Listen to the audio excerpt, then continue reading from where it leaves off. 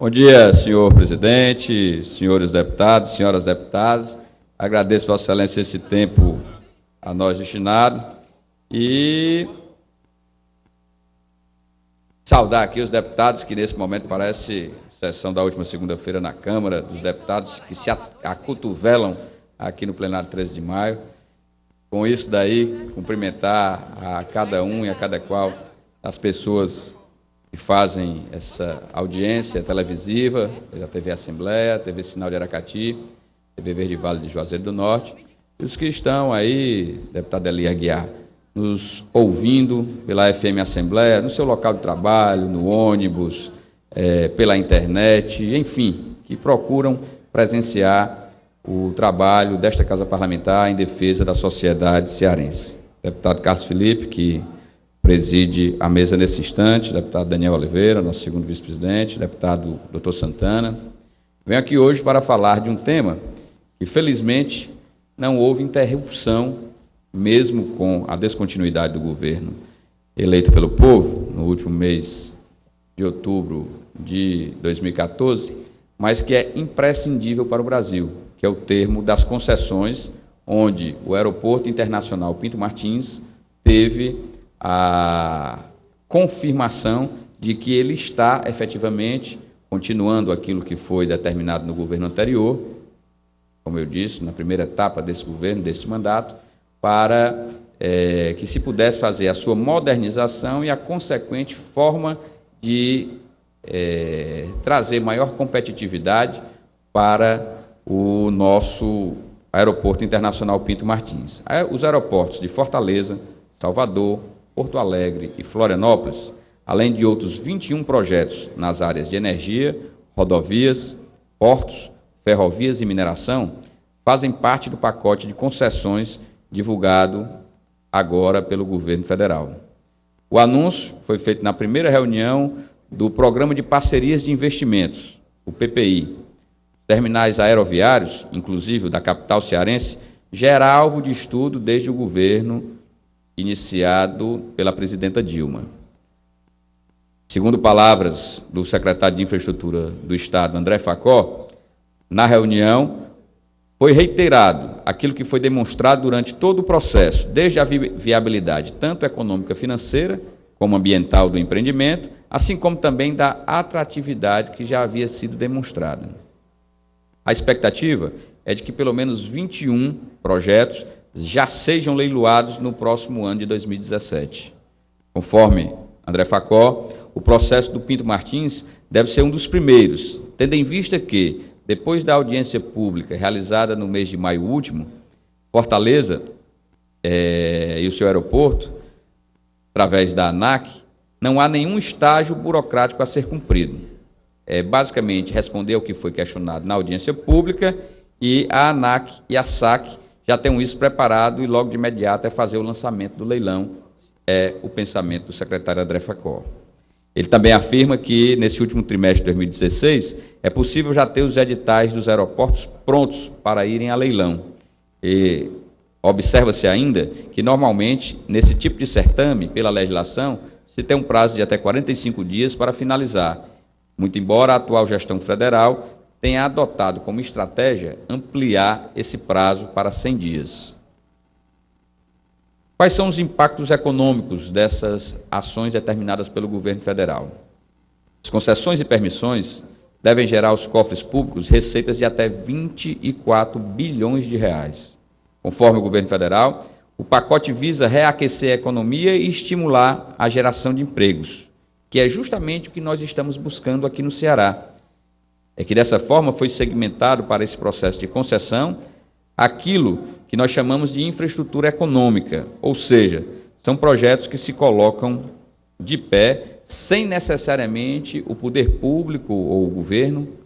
colocar dinheiro, investir para que ele possa ter sucesso. O próprio parceiro privado é quem vai viabilizar o negócio e vai ser remunerado das receitas que o negócio vai gerar. O secretário André Facó reafirma também que o Estado do Ceará busca estratégia econômica parecida, já que, em parceiros da iniciativa privada, deverão ser a saída para se promover um desenvolvimento econômico alicerçado na infraestrutura. essa é uma indústria de grande capilaridade, que tem a possibilidade de gerar empregos diretos, de forma rápida, e ainda estimular outros setores da economia. Reforço ainda que o secretário de Infraestrutura, André Facó, reafirma que o estímulo da economia através da infraestrutura é uma das boas práticas que o governador Camilo Santana recomenda, inclusive já tendo demandado a busca por uma estratégia de desenvolvimento do Ceará que saísse do lugar comum, que não dependesse apenas de recursos públicos. São palavras do secretário de Infraestrutura. É necessário se ressaltar aos senhores e senhoras que nos assistem nesse momento que o governo federal, tendo em vista alguns, principalmente nesse caso dos 4 aeroportos, é necessário se fazer uma modernização e não mais impactante ou importante demasiadamente o papel do Estado como agente investidor. Por isso é que essas iniciativas de concessões e, em alguns casos, de parceria público-privadas são trazidas ao momento em que vive a economia, para que com isso daí nós possamos fazer arranjos econômicos financeiros que viabilizem a sustentabilidade de alguns equipamentos públicos que outrora era de necessária e estratégica formulação para o desenvolvimento estatal, mas que neste momento começa a tomar outros ares, que é o daquele de se fazer com que a iniciativa privada possa vir a somar esforços juntos para que com isso possamos ganhar em competitividade. O Estado do Ceará também, num esforço do governo do Estado, procurou, através de uma parceria com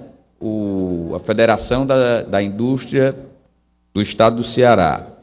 FIEC, assim como também com o programa Brasil Competitivo, trazer para o nosso Estado do Ceará uma formulação de procurarmos encontrar ativos do Estado do Ceará que pudessem, por sua vez, serem atrativos para que a iniciativa privada pudesse fazer parcerias, pudesse participar de processos de concessão e, com isso daí, conseguirmos transformar aquilo que hoje não tem a mesma rentabilidade ou a mesma eficiência para agregar para o Estado novas medidas econômicas, ou melhor, para acrescentar na receita do Estado, para que com isso nós possamos ter uma visão diferenciada e se buscar em que experts da área possam trabalhar e poder dali conseguir recursos para a manutenção e a consequente rentabilidade por parte dos investidores privados, para que com isso nós tenhamos aqui no Estado do Ceará também essa inovação que é utilizada como uma das matrizes de desenvolvimento também pelo governo federal para setores estratégicos da economia e principalmente da infraestrutura brasileira. Isso é muito importante se registrar, porque o Brasil vivenciou na década de 90 um processo de, tendo em vista a política neoliberal adotada naquele momento, um processo de privatização de algumas das empresas estatais que prestavam relevantes serviços públicos e que deixaram de estar na mão do Estado, onde originalmente foi gerado, para poderem passar à iniciativa privada. Há muitos que contestam, outros que imaginam que tenha sido equivocada essa política, entretanto, há outra corrente dos economistas e do povo brasileiro que imagina que com isso daí nós consigamos transformar verdadeiramente a realidade da economia do Brasil. E eu aqui tenho meu pensamento pessoal, imagino que se nós não tivéssemos aberto, por exemplo, a linha de privatização do sistema telefônico brasileiro, sistema de comunicações, nós teríamos ainda um Estado, de certa forma, muito menos competitivo. Então, acredito que a área da telefonia, que foi privatizada na década de 90, ela trouxe verdadeiramente um plus para o Estado brasileiro. Então, dessa forma, nós temos que pensar naquilo que pode gerar oportunidades para que o Estado transfira temporariamente, por prazos previamente concebidos, para que com isso daí se consiga fortalecer a atividade econômica em determinados setores. E é isso que nós estamos vendo através da concessão por que passará o Aeroporto Internacional Pinto Martins aqui em Fortaleza. Mas, senhor presidente, senhores deputados, senhoras deputadas, venho aqui também passar a outros temas de relevância para o Estado do Ceará, que são a aplicação de investimentos por parte do governo do Estado no fortalecimento de dois setores fundamentais para a nossa sociedade cearense. Trato da área de segurança, onde na manhã desta quarta-feira, dia 14, nós tivemos a oportunidade de participar de um evento no Palácio da Abolição, onde o senhor governador do Estado entregou à sociedade do nosso Estado do Ceará 40 novas viaturas para o efetivo da Polícia Militar do Estado do Ceará, fazendo com isso de que a modernização da frota, de que o melhor aparelhamento para aqueles que trabalham e que defendem a sociedade de uma forma em geral, seja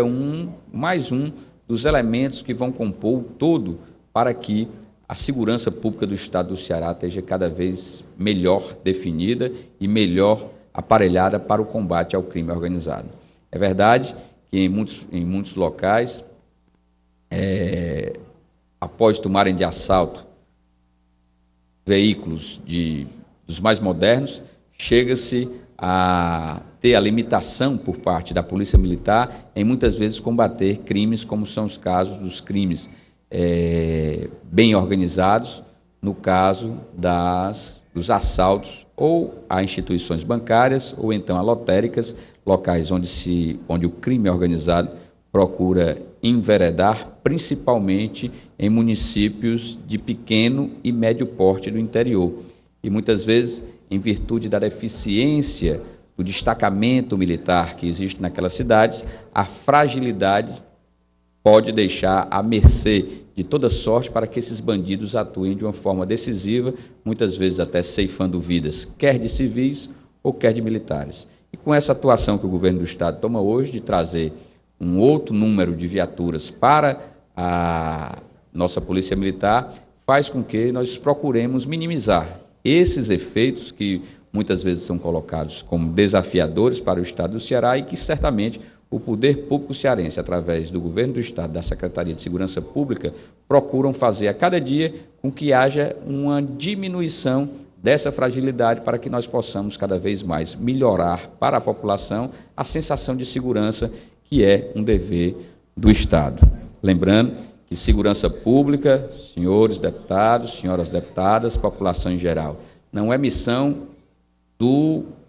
prefeitos ou prefeitas. Segurança pública, constitucionalmente, está definido que é sim a atribuição do governo, do Estado, ou seja, do poder estadual, que é quem faz o controle da segurança pública no nosso Estado. Também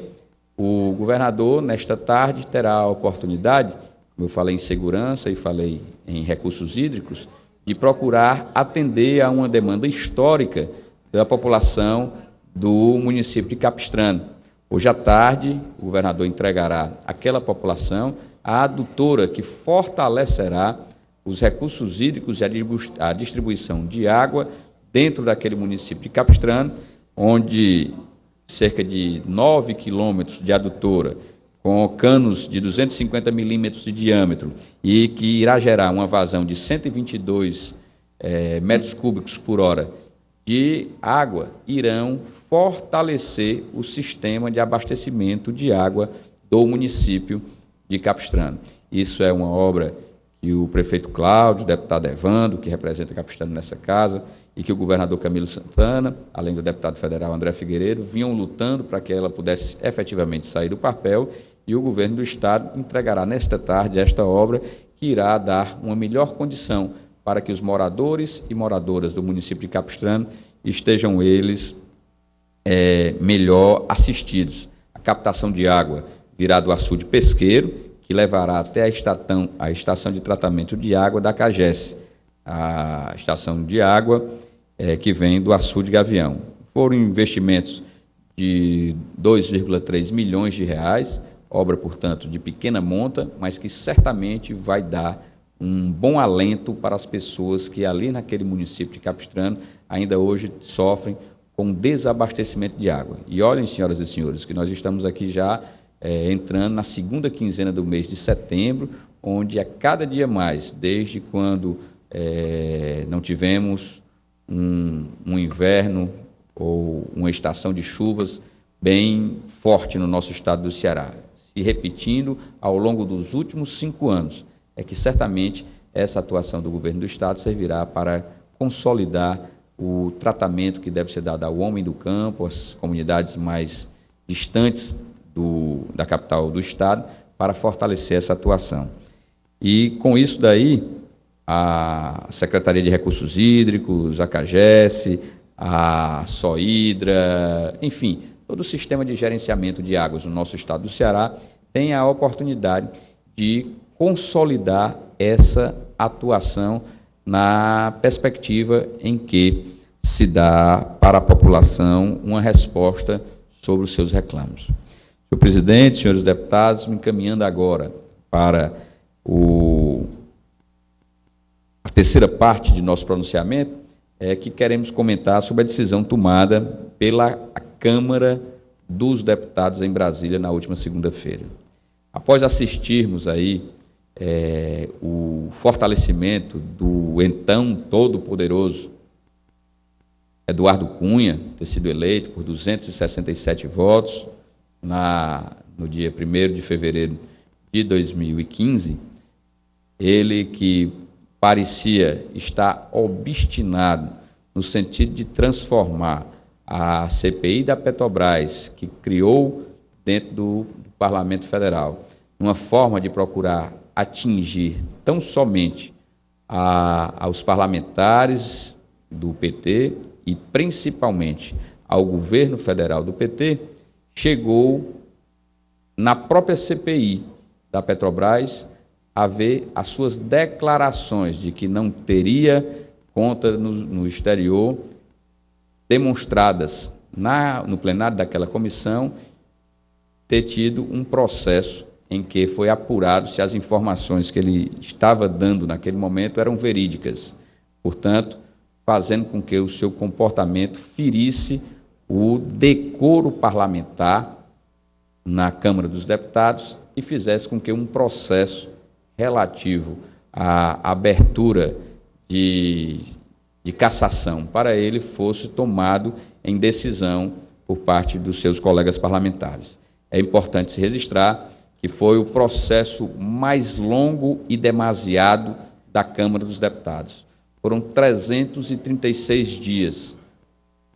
pouco menos de 30 dias para completar um ano.